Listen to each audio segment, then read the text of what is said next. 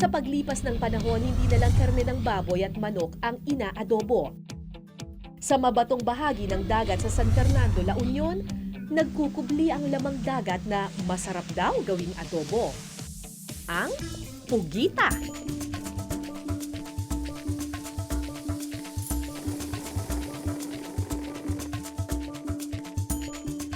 So ito yung perfect time para manghuli ng pugita kasi ang gusto ng pugita yung naghahalo pa yung liwanag at saka dilim. So makikita mo dito sa bandang ito, andyan pa yung buwan, pero dun sa bandang silangan sa may likuran ay sumisikat na yung araw.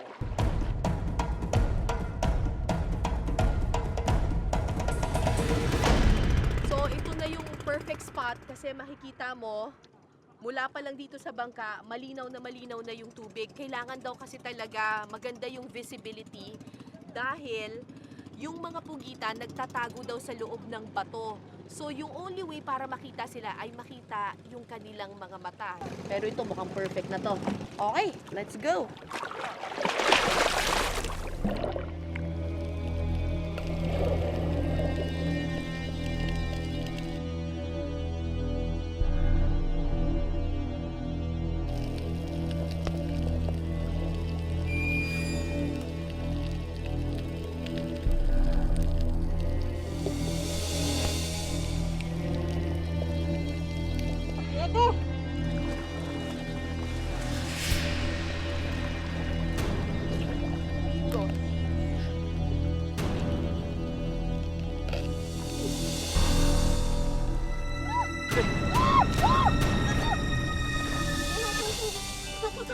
Saan ko ito dadalhin? Dito na sa bangka, mapili naman. Pwede yan. Lagyan na lang ako. Tumatakas eh! Tumatakas. Tumatakas! Makapit lang kami lang. What? Thank you.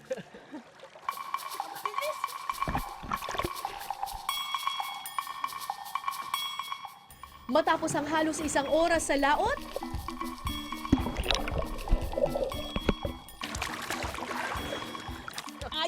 Ayaw ako bitawan. Klingi siya, klingi. nakahuli kami ng 2 pugita. Pwede nang adobohin.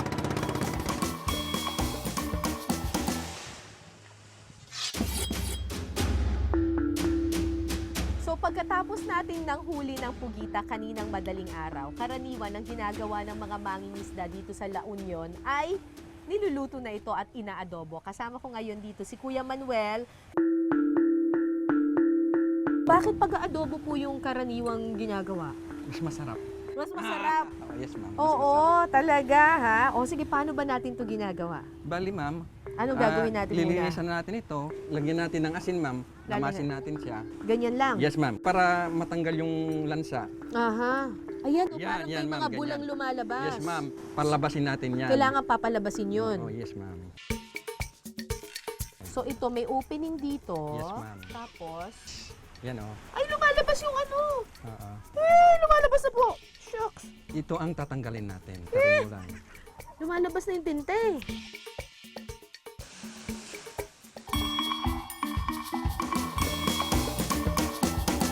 So, i-test na natin kung malambot na yung pugita. Itusukin lang natin, ma'am, yung mismong pugita. Kung wala nang resistance, ibig sabihin, malambot na siya, ma'am. Oo, pag tinusok mo parang dire-diretso dire-diretso na siya. lang So siya, mukhang malambot na siya. Oo, ma'am. Hanguin So, na natin. hanguin na natin, ma'am, yung ano. Lumiit siya, no? Yes, ma'am.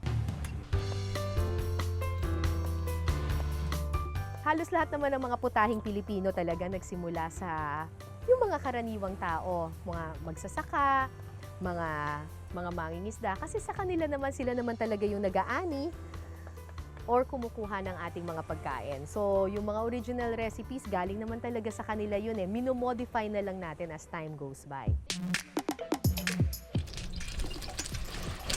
Tulad din ng adobong baboy at manok ang mga sangkap at paraan ng pagluluto ng adobong pugita. Bango! Pwede na. Ilagay na natin yung pugita, ma'am. Ah, yung pugita naka-adobo. Ah. Kayo na lang po. Sige, sige, ma'am.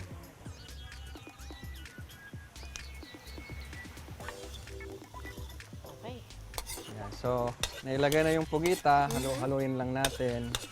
Uy, parang ang sarap. Pero at this point, ginisang pugita pa lang to. Gagawin pa natin siyang adobo. Usually, ang adobo, ang main ingredient niya ay toyo at saka suka. Yes, Pero ma'am. in this case, hindi tayo gagamit ng suka, tama ba? Yes, ma'am. Ang ilalagay natin, soft drinks. Ito ba? Hindi ba ito suka? Hindi, ma'am. Soft drinks yan, ma'am. Lasang soft drinks to ah. Ma'am. Soft drinks ang ilalagay natin. Yan ang secret para sumarap. Para Yung sumarap. adobo natin. Walang suka. Wala, ma'am. Ba, kakaiba to. Boost ko na po. Yes, ma'am. Yan. Ay. Ang sabi sa atin ng mga mangingisda, kaya soft drinks yung ginagamit nila para medyo may manamis-namis na lasa, Lasa. siya. Yes, Oo, ma'am. may konting asim pero may nangibabaw na manamis-namis. Siyempre, present ang toyo na karaniwan nating ginagamit sa mga adobo natin ngayon.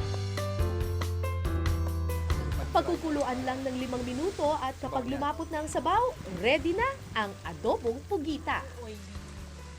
Uy, mukhang ready na tong pugita natin, adobong pugita. Oo nga, ma'am. Tikman nga natin.